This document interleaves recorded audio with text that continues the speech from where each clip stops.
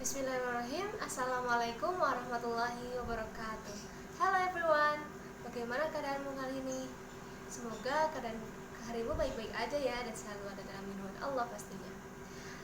Ada pepatah mengatakan, tak kenal maka tak sayang. Nah, perkenalkan, namaku Hana Nurdiana, mahasiswa bimbingan konseling Islam.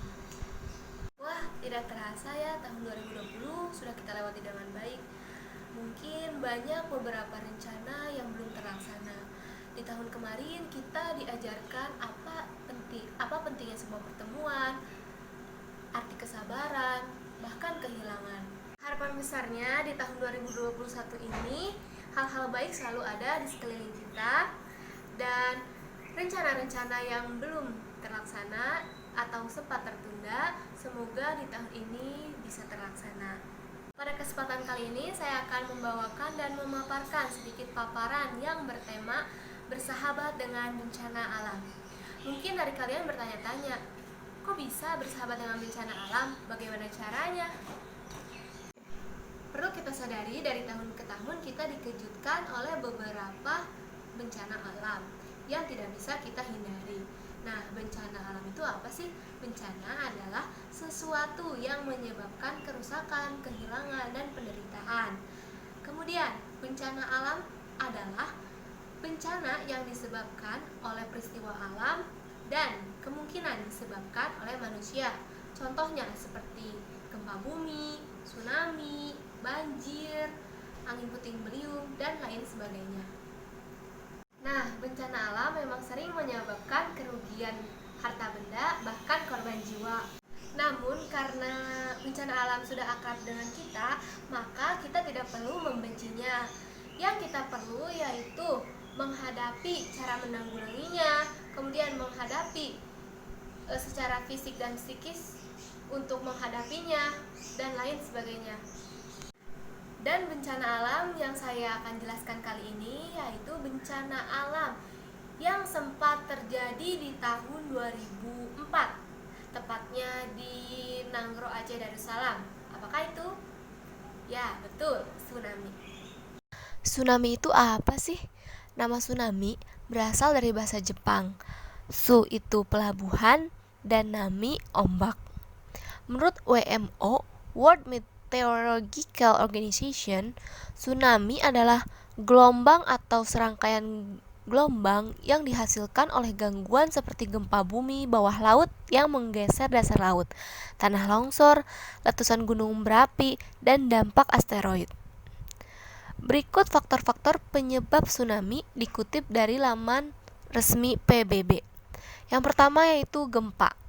Gempa bisa memicu terjadinya bencana tsunami, tetapi tidak semua gempa.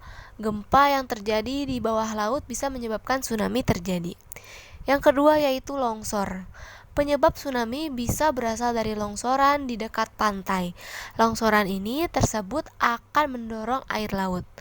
Yang ketiga yaitu erupsi gunung berapi. Selain gempa, erupsi gunung berapi juga bisa memicu gelombang tsunami. Muntahan erupsi yang masuk di laut menyebabkan air laut terdorong. Tsunami ini tentunya menyebabkan dampak fisik dan psikis. Dampak psikis biasanya disebut trauma. Trauma pada anak-anak. Biasanya anak-anak lebih rentan mengalami trauma karena kondisi psikis mereka yang belum sekuat orang dewasa. Adapun gejala trauma pada anak akibat bencana alam termasuk tsunami antara lain, yang pertama yaitu mulai berpikir tentang kematian dan keselamatan secara berlebihan. Menurut seorang psikolog dari Child Mind Institute, yaitu Dr. Jerry Bubrick, anak-anak yang trauma terhadap bencana alam akan sering memikirkan dan mengingat kembali hal-hal buruk yang pernah menimpanya. Mereka juga cenderung lebih fokus terhadap kematian dan lebih peka secara berlebihan dalam hal keselamatan dirinya. Dan yang kedua yaitu mengalami masalah tidur, makan, dan emosi. Anak-anak yang mengalami trauma biasanya akan kesulitan tidur, sering mimpi buruk, tidak mau makan, menjadi sering cemas, obsesif, serta sulit berpisah dengan orang-orang yang ada di sekitarnya karena takut kehilangan lagi. Yang ketiga yaitu takut air. Anak yang menjadi korban tsunami bisa menjadi takut terhadap air, khususnya saat ia berhadapan dengan kolam renang atau di pinggiran laut. Adapun cara mengatasi trauma pada anak korban tsunami, jika anak yang ada di sekitar kita tampak mengalami trauma akibat bencana alam tsunami, beberapa cara bisa dilakukan untuk membantu mengalami trauma yang mungkin dideritanya. 1. Habiskan waktu bersama anak. Langkah pertama yang bisa kita lakukan tidak membiarkannya seorang diri.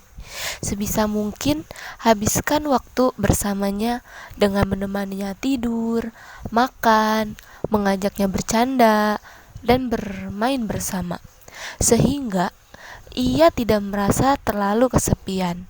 Anak yang merasa kesepian cenderung punya pikiran-pikiran buruk yang sulit dikontrol dan terkadang bisa berujung pada tindakan bunuh diri.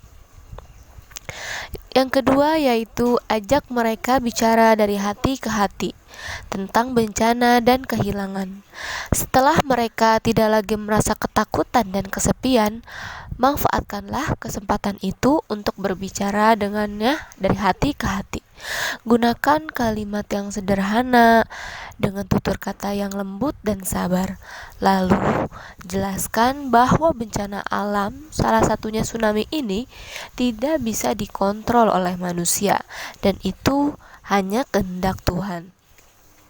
Yang ketiga, yaitu ajarkan mereka untuk bisa ikhlas. Jika ada anggota keluarga atau temannya yang meninggal atau hilang karena tsunami, jangan katakan bahwa kita mengerti perasaannya, terlebih jika kita tidak kehilangan siapapun akibat bencana itu. Lebih baik katakan bahwa apapun yang terjadi, kita akan selalu ada untuknya dan siap untuk menolongnya, sehingga rasa kehilangan yang dideritanya tidak akan terlalu menuduhnya, karena ia merasa memiliki orang yang bisa dipercaya. Kemudian yang keempat yaitu minimalkan paparan media.